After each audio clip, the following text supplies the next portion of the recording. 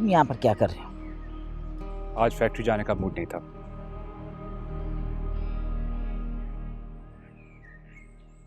Mood तो तुम्हारा 2-3 दिन से नहीं हो रहा, और तुम 2-3 दिन से फैक्ट्री जा क्यों नहीं रहे हो?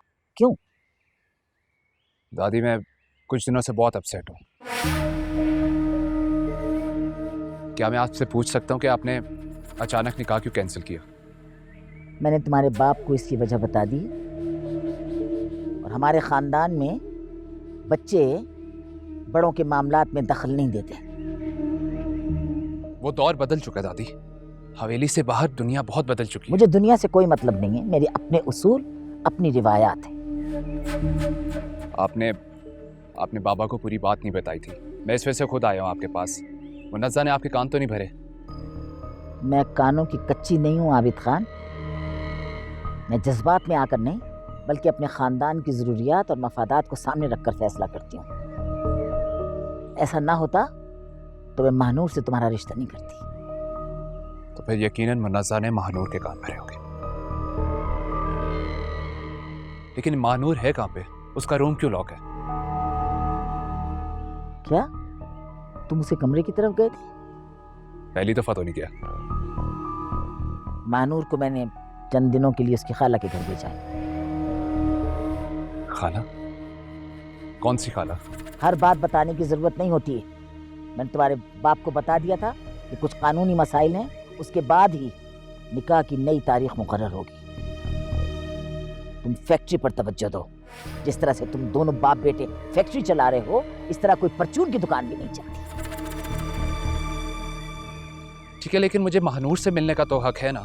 मिलने दूंगी, वक्त का इंतजार करो। और अपनी माँ को बता दो कि मुझे अपना किया हुआ वादा भूला नहीं।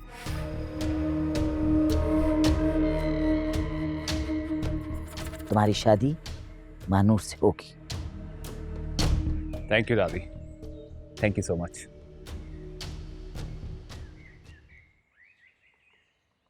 क्या कह रहा है तू? बीजान की बहन खाला। बीजान की सिर्फ एक ही बहन थी जो बरसों पहले फौत हो चुकी है। मुझे क्या पता हो कि इनकी बात कर रही है, लेकिन महानूर हवेली में नहीं थी। मैं गया था सीधा उसके रूम में, लॉक था उसका रूम।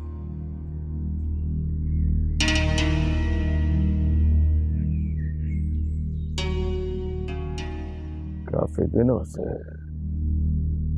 हवेली से कुछ अच्छी खबरें नहीं आ रही। मैंने तो सुना है कि महानूर की माँ एक दफा फिर हवेली आई है पुलिस के साथ।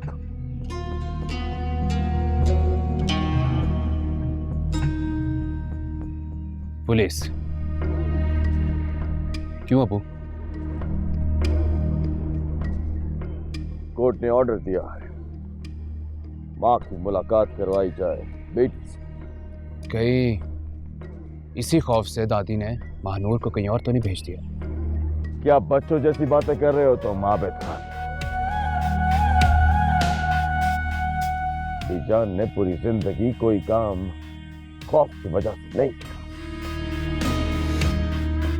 अगर महानूर हवेली में होती भी तब भी उसकी मां से उसकी मुलाकात ना। सलाम सरकार। वालेकुम अस्सलाम। क्या खबर लाए हो? सरकार, हवेली में छोटी मालकिन कई दिन से नहीं है और किसी को भी नहीं पता कि वो कहाँ है। और उस दिन रहीम गुल हवेली से निकलकर अपने बंदों के साथ जमीनों पर नहीं गया था सरकार, बल्कि पुराने मोहल्ले सलामत यूसुफजई के घर गया था। और मोहल्ले वालों ने बताया है कि वो किसी की तलाश में गया था। सलामत यूसुफजई? ये वही बंदा जिसकी आजकल मेन बाजार में दुकान है? जी सरकार, वही सलामत अली जिसके बाप के साथ जमीनों का झगड़ा चला था मालकिन का।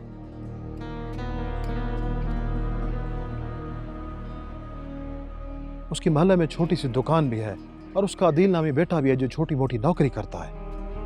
अच्छा, रहीम गुल किसकी तलाश में गया था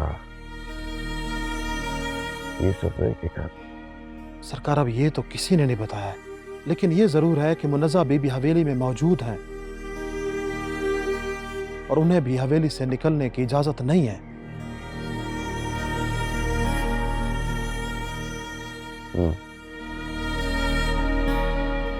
शाबाश, अच्छा काम किया तुमने। इसी तरह नजर रखो सब पे। हाँ, जो हुक्म सरकार।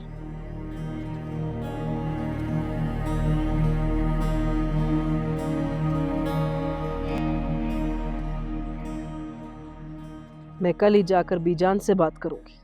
ये कोई तरीका नहीं कि रोज एक नया ड्रामा खड़ा हो जाता है।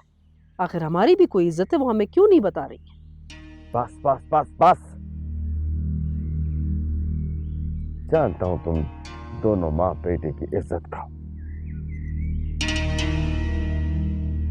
पहले मुझे कुछ सोचने तो दो। बीजान के जहन में कौन सा गेम चल रहा है? क्या सोच रही हो बीजान?